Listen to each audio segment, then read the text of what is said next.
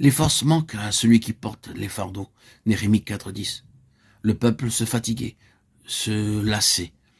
Peut-être n'y a-t-il pas de plus grand ennemi que la lassitude pour venir à bout du témoignage. Vous en savez quelque chose? Même le fait d'être fatigué physiquement, quelle force formidable de découragement cela peut représenter. L'ennemi ne fonce-t-il pas tout droit sur la lassitude? Que nous soyons mentalement fatigués, dans un état où nous ressentons que nous ne pouvons plus faire face mentalement aux choses, et quelle position périlleuse cela représente. La force de ceux qui portaient les fardeaux s'en allait. C'est un moment périlleux et Néhémie dut prendre des mesures spéciales face à la lassitude. Or, soyez sur vos gardes. Ce n'est pas simplement l'ennemi qui vous rend lasse. Quelquefois, il le fait. Je crois qu'une bonne partie de la lassitude est quelquefois due à son offensive, au fait qu'il nous met à bout. Mais parfois, il nous fait faire un tas de choses imprudentes que nous ne devrions pas faire. De sorte que nous lassons de notre propre faute. Et il en tire un avantage pour lui-même. Mais que ce soit le cas ou non, souvenez-vous toujours que l'ennemi s'emparera de la lassitude pour vous empêcher de continuer, pour détruire votre témoignage. C'est un moment dangereux. Vous avez besoin de prendre des précautions spéciales dans un moment de lassitude. C'est la guerre. Nous venons de saisir un peu la nature de cette guerre, les formes qu'elle prend.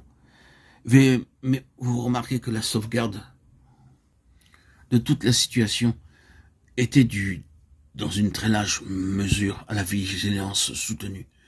Si Sambalat, Tobia et tout le reste avaient leurs informateurs secrets au sujet de tout ce qui se passait à l'intérieur, et ils les avaient, Néhémie avait aussi des informations qui lui parvenaient.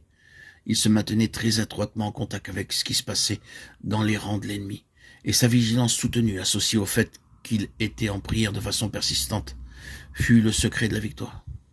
Veillant à la prière, selon Éphésiens 6,18. Ce n'est pas suffisant de prier. Nous devons prier intelligemment. Nous devons prier avec des informations, avec connaissance, discernement et perception, car ces choses constituent le nerf de la prière efficace.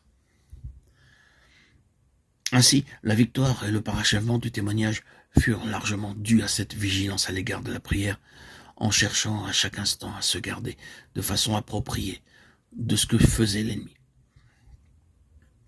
C'est là un sujet très important en lui-même. Ici, il s'agit vraiment d'une guerre. Le fait est que lorsque Dieu cherche à faire une chose nouvelle, en rétablissant quelque chose de plus de son plein dessein, c'est une situation de conflit intense et particulier. Le conflit peut prendre de nombreuses formes différentes. Mais l'objectif de toutes ces formes est unique.